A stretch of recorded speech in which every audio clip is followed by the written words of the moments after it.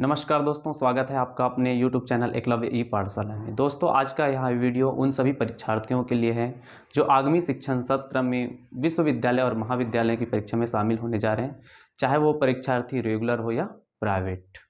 परीक्षा में सामान्यतः हमें 3 घंटे का समय मिलता है और उस 3 घंटे में हमें समय का सही सदुपयोग करना होता है। इसी पर आधारित यहाँ वीडियो है। आप अपना कीमती समय निकाल कर इस वीडियो को पूरा देखिए। मैं आपको विश्वास दिलाता हूँ कि आपका समय व्यर्थ नहीं जाएगा। तो आइए दोस्तों, शुरुआत करते हैं कि कैसे हमें 3 घंटे में पूरी समय का सही तरीका से मैनेजमेंट करते हुए पूरे उत्तर को लिखना होता है। प्रायः ही सभी परीक्षा जो होती है विश्वविद्यालय और महाविद्यालय की, उन परीक्षा में हमें एक प्रश्न पत्र को हल करने के लिए 3 घंटे का समय मिलता है। 3 घंटे का समय मतलब 180 मिनट का समय मिलता है। इस 180 मिनट में हमें प्रायः ही सभी प्रश्न पत्र में 5 इकाई होते हैं, तो 5 इकाई का प्रश्न हल करना होता है। 5 इकाई को अगर हल करते हैं 180 मिनट में, तो देखते हैं तो हमको कितना मिलता है, 36 मिनट मिलता है। 36 मिनट में हमें एक यूनिट हल करना होता है। सामान्यतः सभी विद्यार्थी प्रश्न पत्र में पहला प्रश्न या इकाई उसी को हल करते हैं जिसका उत्तर उनको अच्छे से आता है, और उनका उत्तर देते समय हम इस बात को भूल जाते हैं कि हमें उस प्रश्न का उत्तर लिखने के लिए 36 मिनट का समय मिला है, और हम उस प्रश्न का उत्तर तब तक लिखते हैं, जो वाला प्रश्न हम शुरुआत करते हैं पहले उसका उत्तर तब तक लिखते हैं जब तक हमें हमारा मस्तिष्क उसका उत्तर देने में असमर्थ न हो जाए। इस प्रकार हमें टाइम का ज्ञान नहीं रहता कि हमें 36 मिनट में ही उसका उत्तर कंप्लीट करना था। हम लिखते जाते हैं और लिखते लिखते लिखते लिखते हमें जब वो प्रश्न बंद समाप्त करते हैं, उस प्रश्न का उत्तर लिखना बंद करते हैं, तब तक हमारा टाइम पूरा जा चुका होता है। और कभी कभी ऐसा होता है कि उसका उत्तर देते देते हमें 45 मिनट और कभी कभी तो 60 मिनट भी चला जाता है। 60 मिनट मतलब 1 घंटे का समय चला जाता है। अगर इस प्रकार आप उत्तर देते हो, पहला इकाई का उत्तर लिखते लिखते आपका 1 घंटे के आसपास का समय चला गया, तो होता क्या है कि अन्य जो इकाई है उसको हल करने के लिए हमारे पास टाइम की कमी होने लगती है। जैसे मान के चलते हैं, अगर आपने पहला प्रश्न का उत्तर देने में 60 मिनट का समय लगाया, तो आपके पास बचा 180 में से आप 60 मिनट घटा दोगे तो आपके पास टाइम बचता है 120 मिनट, और इस 120 मिनट में आपको क्या करना है, बाकी के 4 इकाई हल करना है। तो इस प्रकार देखते हैं तो प्रत्येक इकाई के लिए आपको 30 मिनट का समय मिलता है, और यहीं से शुरू होता है समय का असली खेल।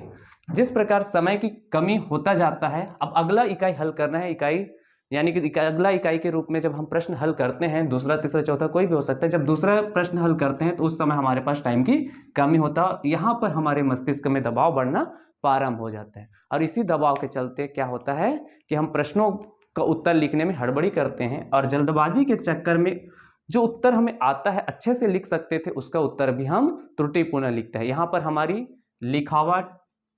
लिखावट साथ ही सही उत्तर लिखने में असमर्थ हो जाते हैं, और मात्राओं की गलतियां करना शुरू कर देते हैं। ना चाहते हुए भी हमें मात्राओं में त्रुटि होना प्रारंभ हो जाता है। इसके वजह से क्या होता है कि हमें कम नंबर प्राप्त होता है, कम अंक प्राप्त होता है। तो क्या करना चाहिए कि हमें परीक्षा में इस बात का विशेष ध्यान रखना चाहिए कि हमें एक प्रश्न पत्र को हल करने के लिए एक निर्धारित समय मिला है, वो समय है 3 घंटे का, और प्रत्येक प्रश्न को हल करने के लिए हमें एक निर्धारित समय में उस समय का सदुपयोग करते हुए हल करना है। क्योंकि प्रत्येक इकाई, मान के चलते हैं अगर 5 इकाई का प्रश्न है, 5 यूनिट का प्रश्न है, तो प्रत्येक प्रश्न में एक समान नंबर है। मान के चलते हैं अगर 75 अंक का प्रश्न पत्र है, 75 अंक का प्रश्न पत्र है, तो आपको एक इकाई को हल करने में कितने ना अंक मिलेंगे, 15 अंक। अब यदि आप एक इकाई को हल करने में एक ही इकाई को हल करने में आपने पूरे 60 मिनट का समय लगा दिया, आपको अधिकतम कितना नंबर मिलेगा, उसमें 15 नंबर, और आपने समय कितना गंवा दिया, 1 घंटा यानी कि 60 मिनट। अब 4 इकाई का उत्तर लिखने में, बाकी के जो बचे 4 इकाई उसका उत्तर लिखने में आप समय की कटौती करते हो, और इस समय की कटौती करते करते क्या होता है कि आप बाकी के 4 इकाइयों का उत्तर नहीं लिख पाते। जो गड़बड़ी शुरू होता है जब टाइम की कमी होता है, तो ऐसा होता है कि जो उत्तर याद रहता है और जो हमारे मस्तिष्क में भी उत्तर याद रहता है, वही उत्तर को लिखने में भी हम असमर्थ हो जाते हैं, और इस प्रकार हम उत्तर नहीं दे पाते, और अंत में हमें क्या लगता है कि हमारे पास टाइम नहीं था। यदि और टाइम होता तो हम इसका उत्तर अच्छे से दे पाते। कई परीक्षार्थी ऐसे हैं जो इकाई 3 का तक ही उत्तर दे पाते हैं, 4 और इकाई 5 का उत्तर नहीं दे पाते। कई तो 5 इकाई तक पहुंच भी नहीं पाते, या कोई पहुंच पाते हैं तो उनकी लिखावट तो ऐसी होती है कि उसको जो मूल्यांकन करता है, पेपर चेकर है, वो पढ़ नहीं पाता। तो ध्यान रखिए कि परीक्षा में अच्छे अंक कैसे प्राप्त करें। तो परीक्षा में एक और भ्रम होता है, अधिकांशतः परीक्षार्थियों को एक और भ्रम होता है कि ज़्यादा पृष्ठ लिखते हैं, अधिक से अधिक पेज लिखते हैं तो हमको अधिकतम अंक प्राप्त होता है। पर इस बात को आप अच्छे से जान लीजिए कि परीक्षा में अधिक पृष्ठ पर उत्तर लिखने से आपको अंक प्राप्त नहीं होते, बल्कि उत्तर क्या होनी चाहिए, अच्छी लिखावट होनी चाहिए, अच्छा लिखावट होना चाहिए। दूसरा क्या होना चाहिए कि स्पष्ट रूप से उत्तर होना चाहिए, स्पष्ट उत्तर लिखा होना चाहिए, और शुद्ध मात्राओं का प्रयोग होना चाहिए। ऐसा नहीं कि आप लिख कुछ और रहे हो, पेज भरने करके, और मात्राओं में त्रुटि है। तो इन सब चीज़ों पर ध्यान दें। तो इसके लिए क्या करना कि अभी परीक्षा से कुछ समय पूर्व आप क्या कीजिए, एक प्रश्न का उत्तर आप 30 से 36 मिनट में लिखने का प्रयास करें। इससे क्या होगा, आपके लिखने की जो हैबिट है वो बना रहेगा।